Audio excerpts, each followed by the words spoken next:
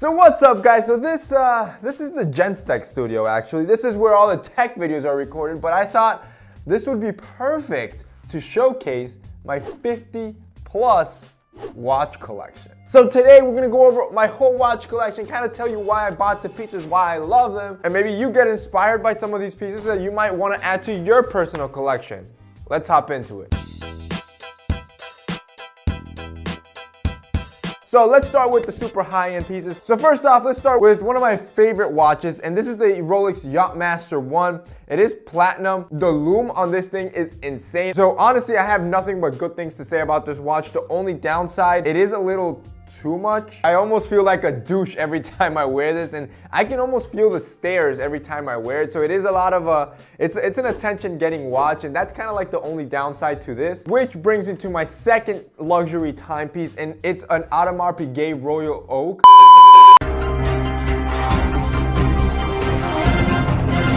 We interrupt this video for a very important announcement. This is serious, guys. Oh, yeah, we have someone on scene right now.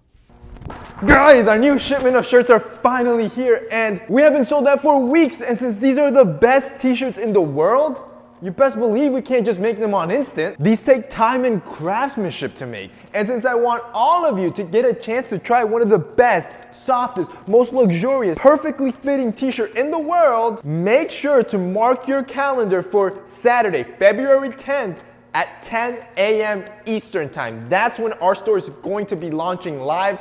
As you guys know, last time we sold out in all of this in a matter of days. So if you want first dibs on one of these shirts, like I said, we have new colors, the fabric's even better, the fit's better, the collar's better, we have V-necks.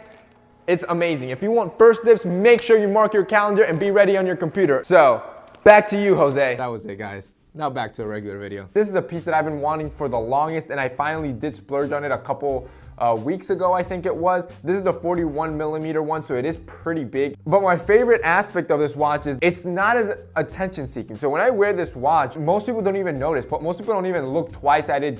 It doesn't catch attention like the Rolex does. And I kind of like that. It's kind of under the radar. To the average guy, I might as well be wearing a Timex. But to me, I know the craftsmanship behind it, and I kind of like that. But overall, I've talked about luxury pieces before. The only reason I bought both of those, I kind of bought them as markers or as kind of like a celebration every time I hit a marker in my business or something that I've done that's big. So each one has a story, which I personally like. And I like the fact that I can like hand them down to my kids and kind of explain that to them when it gets to that point. So I kind of like that for that. So this is what I call my middle tier fashion watches. This is the type of watch you can wear every single day.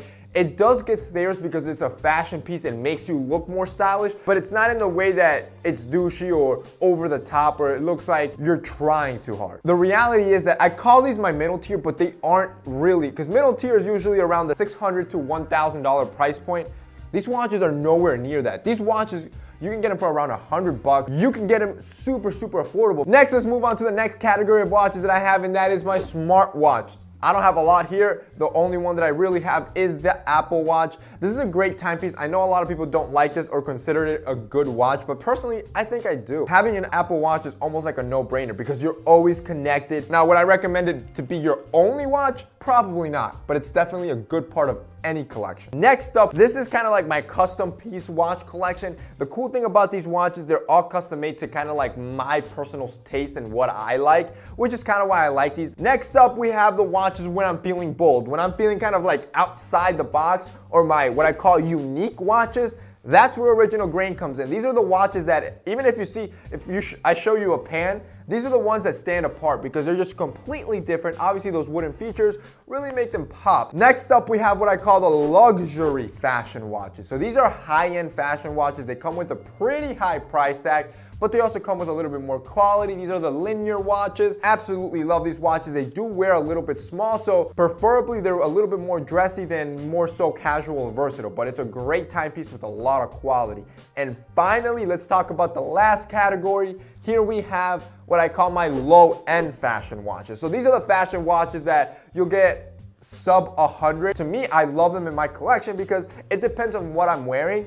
I can always have a fashion watch that suits it. So you can wear them all the time. Doesn't matter what you're doing, you're always gonna look stylish and you don't have to be always careful that you're not scratching it or anything like that. I kind of like that aspect of it. So in this category, I obviously have movement, but I also have the fifth. It's a little bit lower quality. And I also have my newest edition, which is Bradford Watch Co. And finally, for the cheapest watch on my watch collection, this is the first watch that I ever bought personally, my Timex Weekender. I'm never getting rid of this thing. I only spent $20 or $30 on it, and I absolutely love it because of it. Again, I bought this like when I was in high school, so it's like 5-6 years old, and it's still going. So it's an absolutely favorite timepiece of mine, and I'm never getting rid of that one. So that's it for me in today's video, guys. That's like 50 plus watches. I don't have them all laid out here because it's a lot, but that's pretty much a synopsis of all the watches that I own and my personal favorite and why I love them. That's it for me today. See you next time.